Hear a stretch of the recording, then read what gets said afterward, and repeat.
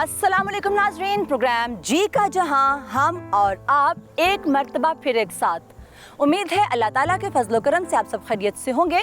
वतन अजीज़ और हम सब के लिए सलामती की बहुत सी दुआओं के साथ अपने आज के प्रोग्राम का आगाज़ करते हैं।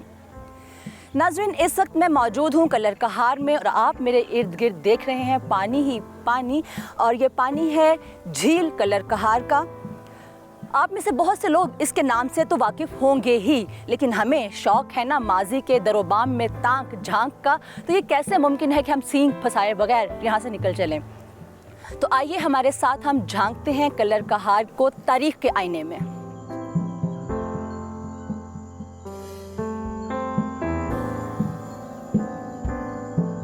नाज़रीन, पहाड़ों के दरमियान घिरी ये खूबसूरत वादी और इस वादी में मौजूद ये खूबसूरत झील देखने में अपना सानी नहीं रखती। इस झील की गहराई कुछ ज़्यादा नहीं है, कहा जाता है कि 5 से 6 या 7 फीट से ज़्यादा इसकी गहराई हरगिज़ भी नहीं है। ये झील महकमा फ़िशरीज़ के तहत आती है, जिनकी जानिब से यहाँ पर मछली का शिकार सख्ती से मना है। यहाँ पर बहुत सी इक़साम की मछलियाँ पाई जाती हैं। सर्दियों में साइबेरिया की जानिब से यहाँ पर बहुत से परिंदे भी आते हैं और इस इलाके की खूबसूरती को बढ़ाते हैं।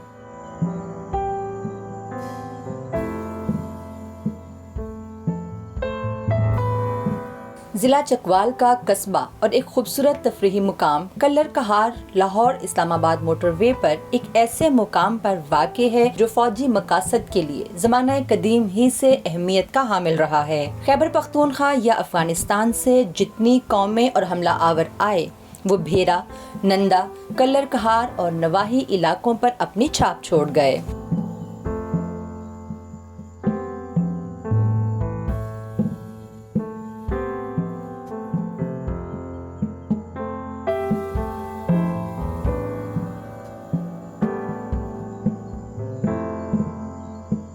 नाज़रीन, कहा जाता है कि मोहम्मद बिन कासिम ने जब राजा दाहिर को शिकस्त दी तो उसका बेटा जय सिंह भागकर कश्मीर के राजा के पास पनाहगुज़ी हुआ।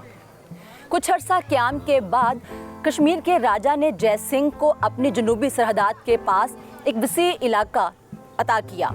कहा जाता है कि कलर कहार उसी इलाके का हिस्सा था, जबकि बाज़ मौर्रखीन का ख्याल है कि भेरा और नंदा के आसपास का इलाका अता किया गया था। अब हकीकत क्या है, इसके बारे में वसूख से कुछ नहीं कहा जा सकता। ये भी कहा जाता है कि जय सिंह ने इस इलाके का इंतज़ाम किसी बागी अरब हमीम बिन सामा के हवाले कर रखा था, जिसने वसी पैमाने पर यहाँ बागात लगवाए और मसाजिद भी तामीर करवाईं।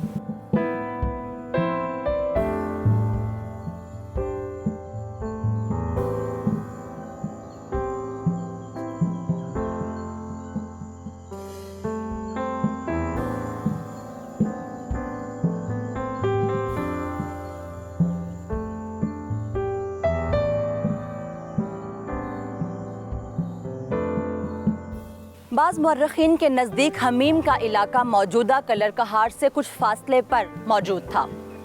नाज़रीन, आपकी दिलचस्पी के पेश नज़र ये भी बताते चलें कि कलर कहार को तारीख़ में मुख्तलिफ नामों से पुकारा जाता रहा है। एक अंग्रेज़ मौर्रख के मुताबिक इस जगह का नाम शाकिला था, जबकि बाबर ने अपने तुज़्के बाबरी में इसको कलदा कनार के नाम से मौसूम किया है, जबकि इसे कलुकतर भी कहा जाता रहा है।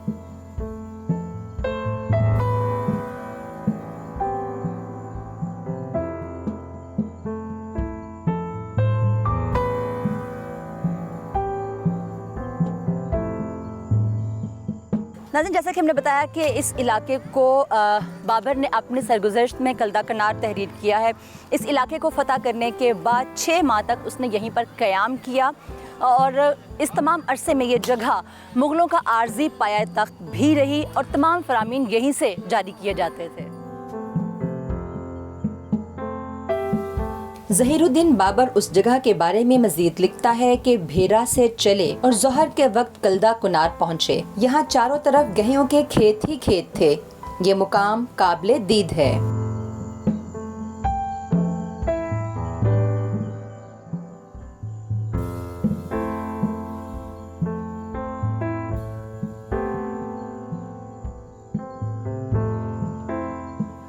आगे चलकर बाबर लिखता है कि ये जगह चूंकि बहुत सेहत अफजा थी, चुनाचे उसने यहाँ पर एक बाग तामीर करवाया और उसका नाम बाग सुफा रखा।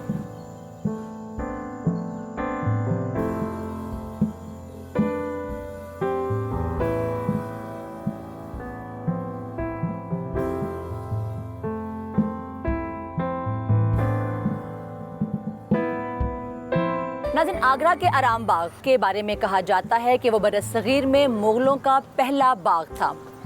अगर हम हक़ाइक़ पर नज़र दौड़ाएं तो पता चलता है कि वो बाग 1529 में तामीर किया गया, जबकि बाग सुफ़ा की तामीर 1519 में की गई। इन हक़ाइक़ को देखा जाए तो बात अयां हो जाती है कि दरअसल बाग सुफ़ा ही वो पहला बाग है जो बरसगीर में तामीर किया गया मुग़लों की जानिब से। इसके हम दूसरे पहलू की तरफ नज़र दौड़ाएं तो तब भी ये बात रोज़े रोशन की तरह अयां हो जाती है कि 1529 तक भी बरसगीर पर मुग़लों का इक़्तिदार इतना मुस्तहकम नहीं था कि वहाँ पर कोई ऐसा बाग तामीर किया जाता। चुनाचे 1519 में तामीर किया गया ये बाग ही यकीनी तौर पर मुग़लों की जानिब से तामीर किया गया पहला बाग था।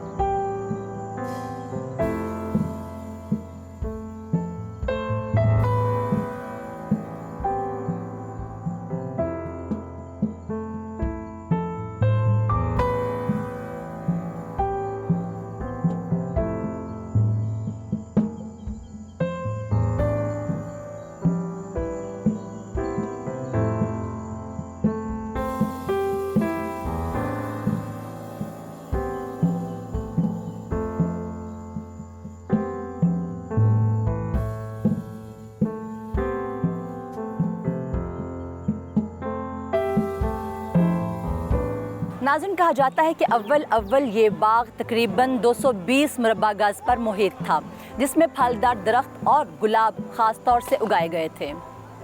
इस वक्त ये बाग ज़िला कौंसल चकवाल की तहवील में है। 1860 की अंग्रेज़ी दस्तावेज़ात में इस बाग को सरकारी बाग के नाम से भी तहरीर किया गया है। आपको एक और दिलचस्प बात बताते चलें कि हमने अपने पहले भी एक प्रोग्राम में बताया था कि अर्के गुलाब चूँकि मलका नूरजहाँ से मंसूब किया जाता है कि उसे उन्होंने इजाद किया। चुनाचे ये भी रवायात में मौजूद है कि मलका नूरजहाँ गुलाब यहाँ बाग सुफ़ा से ख़ास तौर से मंगवाया करती थी क्योंकि यहाँ के गुलाब बहुत नायाब थे। जहांगीर के अहद में इस इलाके में मुग़लों की आमदोरफ्त के बहुत कम शवाहिद मिले हैं। कहा जाता है कि मलका नूरजहाँ को कल्लर कहार और चौसैदन शाह के गुलाब बहुत पसंद थे।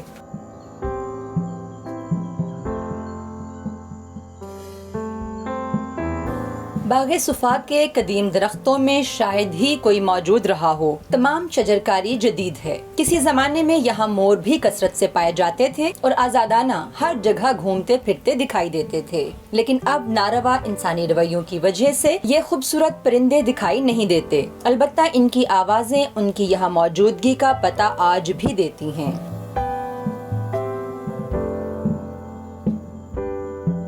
नाजरीन, बाबर अपनी खुद नवश्त में तहरीर करता है कि भेरा को फतह करते हुए वो कल्लर कहार पहुंचा।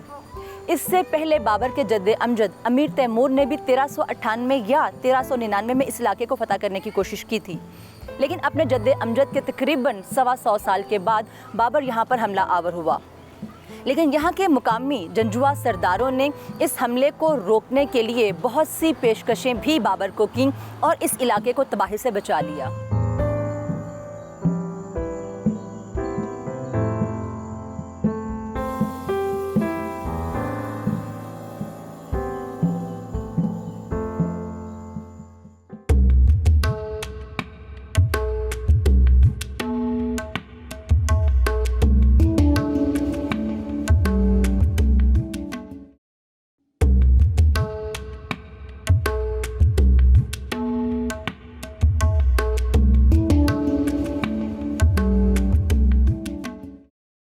नाज़रीन, इस वक्त मैं जिस जगह पर मौजूद हूँ यहाँ पर कभी ज़हीरुद्दीन बाबर ने बाग सुफ़ा की बुनियाद रखी। आप मेरे बाएं जानिब देख सकते हैं कि आपको कल्लर कहार झील नज़र आ रही है। उस कल्लर कहार झील से इस बाग तक एक पुख्ता सड़क तामीर की गई है। इस सड़क के अगर हम लोग दाएं जानिब जाएं तो कुछ हमें यहाँ पर स्टेप्स दिखाई देते हैं जो हमें उस जगह पर ले जाएंगे जहाँ पर बाबर ने अपने लिए तख्त बनाने का हुक्म दिया था, जो आज तख्ते बाबरी के नाम से जाना जाता है। ये रवायत भी मौजूद है कि मुकामी जंजुआ सरदार मलक हस्त खान बाबर की आमद के वक्त इलाके का हाकिम था। बाबर के मुताबिक उस वक्त वो 22-23 साल के थे। मलक हस्त खान ने बाबर की खूब आवभगत की। कहा जाता है कि तख्ते बाबरी मलक हस्त खान ने अपने लिए बनवाया था। अहदे मुगलिया तक नमक की कानें भी जंजुआ सरदारों की मलकियत थीं, लेकिन मुगल इक़्तिदार के इस्तेहकाम के बाद सब कुछ मुगलों के ज़ेरे इंतज़ाम आ गया।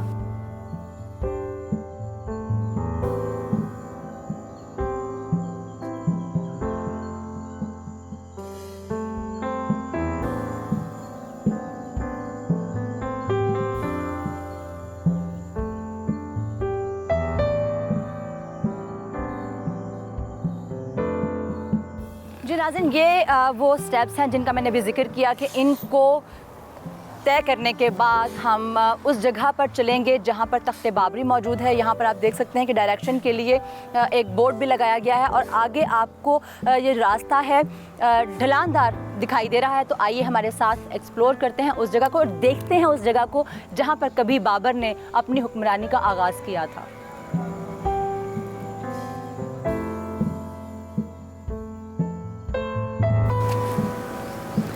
अभी भी कंस्ट्रक्शन का काम चल रहा है यहाँ पे। नाज़रीन, इस वक्त मेरे सामने ताहद्दे निगाह बहुत ही सब्ज़ा दिखाई दे रहा है। अगर इस पुख्ता रास्ते को निकाल दिया जाए और उस वक्त को इमेजिन किया जाए तो यकीनन एक बहुत ही सरसब्ज़ व्यू मेरे माइंड में जो है वो इस वक्त तख्लीक हो रहा है। मैं उसको देख पा रही हूँ और अगर आप मेरे यहाँ पर भी देखें तो ग्रीनरी आपको बहुत ज़्यादा दिखाई दे रही है। तो आप इमेजिन कर सकते हैं कि उस वक्त ये जगह कितनी खूबसूरत रही होगी।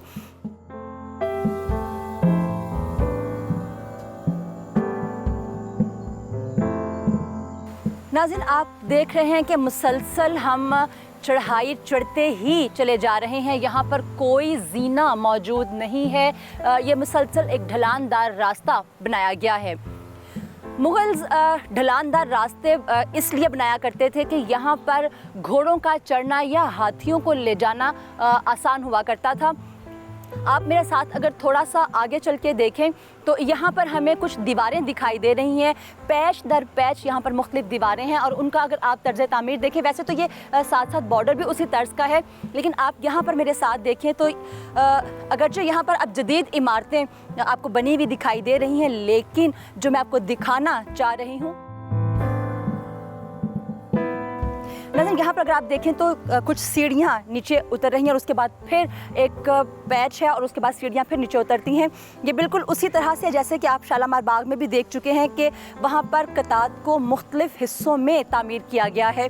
वो तो खैर बहुत बड़ा बाग था, लेकिन अगर हम इसको भी मुग़लों की जहनीत के मुताबिक या उनकी अपनी एक एस्थेटिक सेंस के मुताबिक देखें तो जो उनके जद्द अमजद हैं, जिनकी वजह से एक यहाँ पर तवील अरसा मुग़लों ने हुकूमत की, तो ये जो तरीका है ये बाबर ने भी इख्तियार किया। तो आप यहाँ पर देखें मेरे साथ इस दीवार को,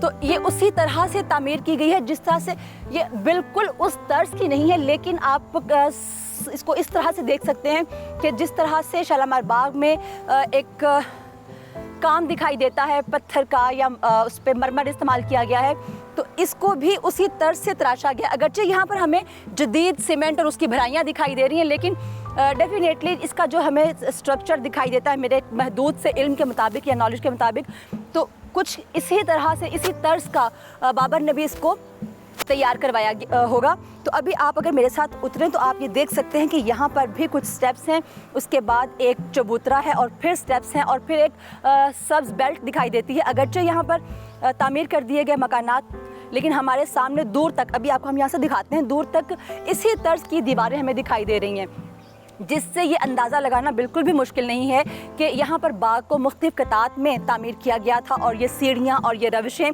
बाग को खूबसूरत बनाने के लिए तामीर की गई होंगी। यहाँ पर यकीनन फवारे भी होंगे, यहाँ पर यकीनन मुख्तलिफ अक़साम के परिंदे भी आते जाते रहे होंगे और एक क्या खूबसूरत मंज़र होता होगा, तो वो आप सिर्फ इमेजिन कर सकते हैं। अभी आप आपको जो यहाँ पर दिखाई देगा उसका अशरे अशीर भी शायद ना हो।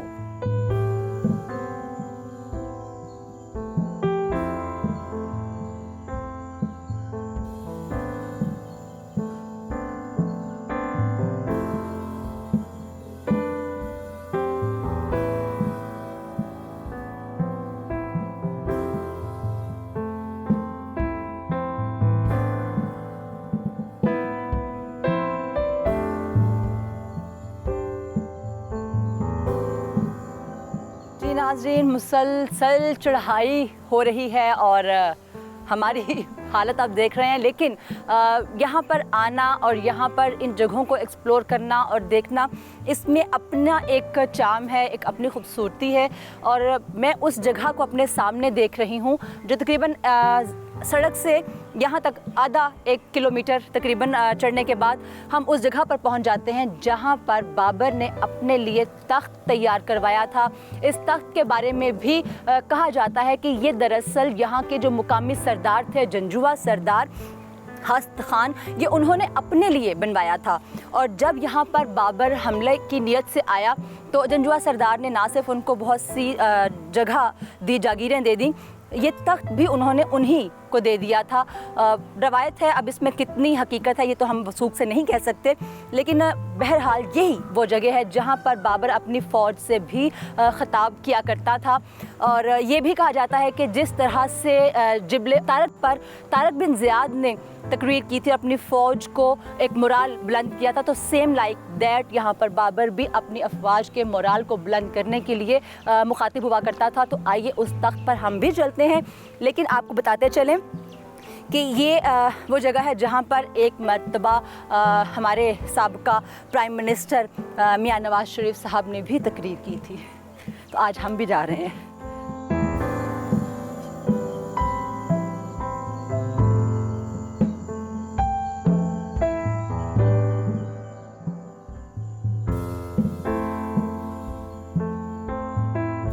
नाज़रीन, आप देख सकते हैं कि यहाँ पर हमें एक चट्टान टाइप हिस्सा दिखाई दे रहा है। तख्ते बाबरी को इसी तरह से तैयार किया गया था कि पहाड़ को काट के तख्त बनाया गया था। तो ये चट्टान हमें इशारा करती है कि शायद ये इसी तरह की कोई पहाड़ी थी जिसको काट के तख्त को बनाया गया था। और दरमियान में जो जीना बनाया गया वो 12 से 13 जीने हैं जो पत्थरों ही को काट के बनाए गए हैं। ऊपर जहाँ पर तख्त बनाया गया है वो भी एक चबूतरा है जो पत्थर ही को तराश के बनाया गया है। तो अभी हम ऊपर चलेंगे, आपको वो भी दिखाते हैं। ये बाद की तामीरात हैं जो ऊपर चूना लगाया गया या पत्थर के ऊपर जो है बजरी और सीमेंट को लगाया गया, सब बाद में किया गया। एक्चुअल में ये पत्थरों को तराश के तख्लीक किया गया था। और ये पत्थर भी इसी बात की गवाही देते हैं कि पत्थरों को काट कर इस तख्त को तैयार किया गया। और बाबर इसी सीढ़ियों को तय करते हुए यहाँ पर पहुँचा और यकीनन यहाँ पर बैठकर या फिर खड़े होकर अपनी फ़ौज से मुखातिब रहा होगा। अभी हम आपको इस तख्त के इर्द गिर्द से भी दिखाते हैं कि यहाँ की वादी किस तरह से दिखाई देती है।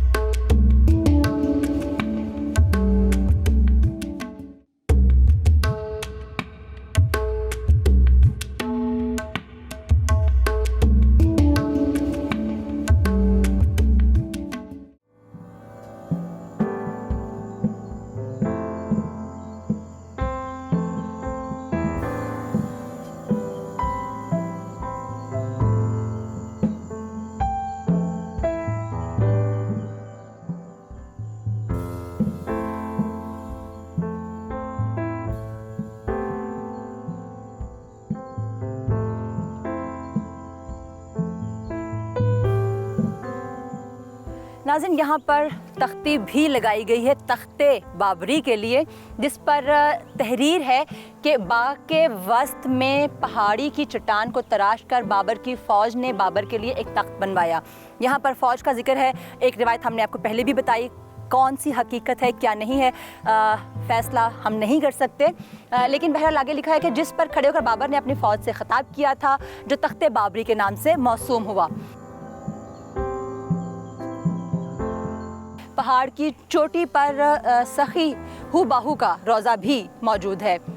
तमाम मज़ार के ऊपर शीशे की कढ़ाई की गई है और उस ऐसी सनाई की गई है कि अकल दंग रह जाती है। और ये तहरीर है डिप्टी कमिश्नर चकवाल की जानिब से 1990 में यहाँ पर नस्ब की गई थी और हमें वो मज़ार दिखाई भी दे रहा है। और अभी हम आपको यहाँ से वहाँ लिए चलेंगे, लेकिन अगर आप मेरे इर्द गिर्द देखें तो आपको अंदाज़ा होगा इस बाग की वसअत का कि ये चट्टान बाग के बिल्कुल वस्त में है। बाग कितना वसी रहा होगा।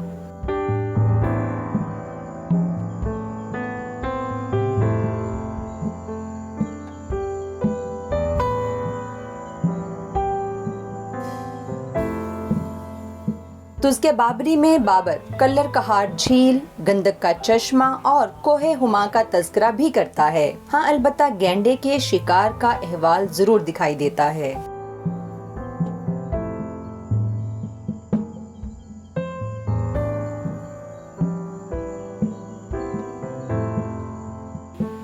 नाज़रीन, तख्ते बाबरी से नीचे उतरते ही हमें एक और पुख्ता रास्ता दिखाई दे रहा है, जो कि मुसलसल ढलानदार है और ऊपर की तरफ जा रहा है। चढ़ाई अभी तक जो है वो जारी है। यहाँ पर अनार के दरख्तों की हमें बहुतात दिखाई देती है और यहाँ पर मोरों का जो हमने जिक्र किया कि मौजूद रहते हैं, उनकी आवाज़ें भी हमें सुनाई दे रही हैं। इस बाग की हदूद अभी भी जारी हैं। इसके ऊपर मुसलसल स्टेप्स चढ़ते चले जा रहे हैं और एक रिज़ॉर्ट भी मौजूद है और कहा जाता है कि यहाँ पर एक म्यूज़ियम भी है। वो देखने के लिए हमारे पास वक्त नहीं है, आपको देखना हो तो यहाँ का दौरा ज़रूर कीजिए।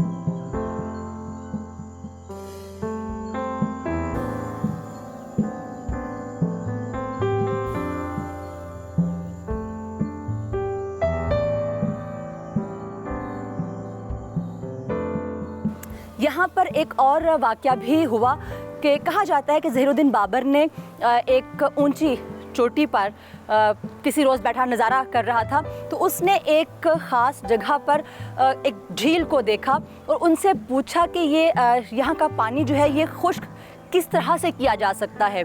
तो उसको खुश्क करने के हवाले से उसने जब अपने मुशीरों से मशवरा किया तो उन्होंने कहा कि मलोट के करीब कालिदास नामी कोई शख्स आबाद है, वो बहुत आलिम और फाजिल है, उससे रब्ता करें, शायद वो कोई इसकी तदबीर निकाल सकता हो। उसको खुश्क करने की वजह भी यही थी कि उसके इर्द गिर्द पहाड़ियाँ थीं, एक नमकीन पानी का वो की झील थी जिसके इखराज का कोई रास्ता नहीं था। तो ज़हीरुद्दीन बाबर का ख्याल था कि अगर इस पानी को खुश्क कर दिया जाए तो यकीनन वहाँ पर रिहाइश का बेहतरीन इंतज़ाम किया जा सकता है। चुनाचे अपने मुसाहिबीन की मुशावरत से उसने कालिदास को यहाँ कलर कहार बुलवाया और अब इस सारे मामले को उसके सामने पेश किया। किस तरह से इस मामले को हल किया गया ये भी हम आपको थोड़ी देर में बताते हैं।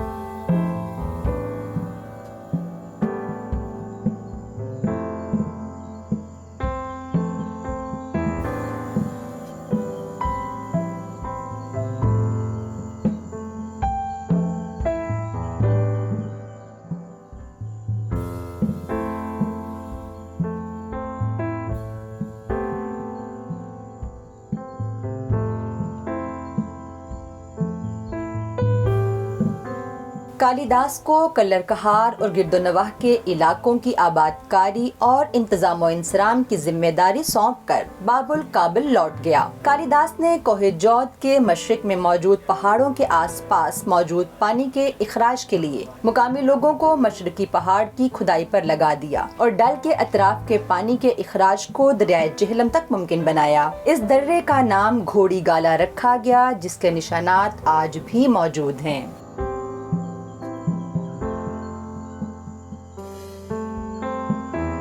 अमल के बाद कालिदास ने इस इलाके में 84 गांव आबाद किए, जिसमें मुख्तलिफ अक़वाम शामिल थीं।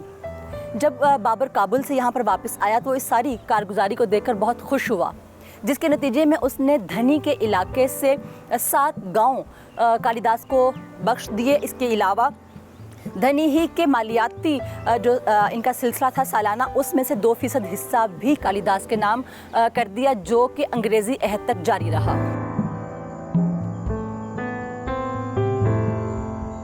कहा जाता है कि बाबा कालिदास ने अपनी जागीर को 14 इलाकों में तकसीम किया, जिनमें मलोट, धुराब और सोन सकेसर भी शामिल हैं।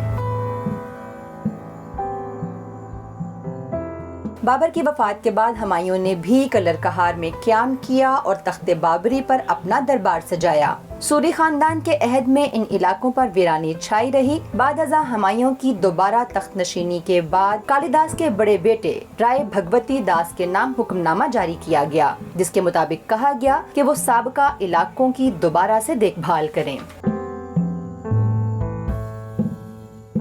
कालिदास ने ही धन का इलाका आबाद किया।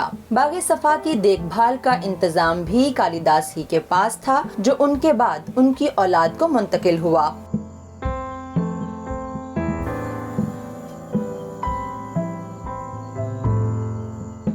कालिदास के ख़ानदान में से शेख मोहम्मद सालेह वो पहला शख्स था जिसने आलमगीर के ज़माने में इस्लाम कबूल किया।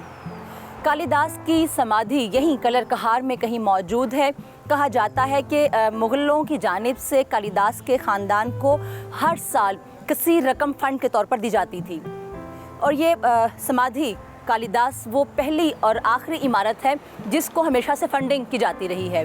यही वजह है कि आने वाली नस्लों ने इस समाधि को खोदना शुरू किया, शायद ख़जाना दबा कोई निकल आए यहाँ से, जिसकी वजह से इस समाधि की हालत बहुत ख़राब हो चुकी है।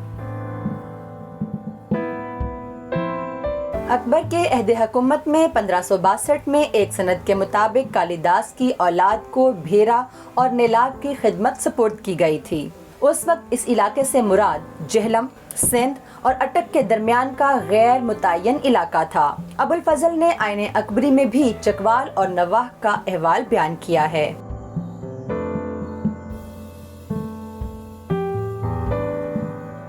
शाहजहां के अहद में चक मिस्री के नजदीक पहाड़ का पत्थर आगरा के ताजमहल की तामीर में इस्तेमाल होता रहा, जबकि मुगल इमारतों में इस्तेमाल होने वाला चूना डंढोत के पहाड़ों से लाया जाता था। काजी हसामुद्दीन को 1623 में औरंगजेब आलमगीर के अहद में यहाँ सरकारी काजी का ओहदा दिया गया और उन्हें मोहरा काजिया का मौजूदा गाँव भी बतौर जागीर अता किया गया था।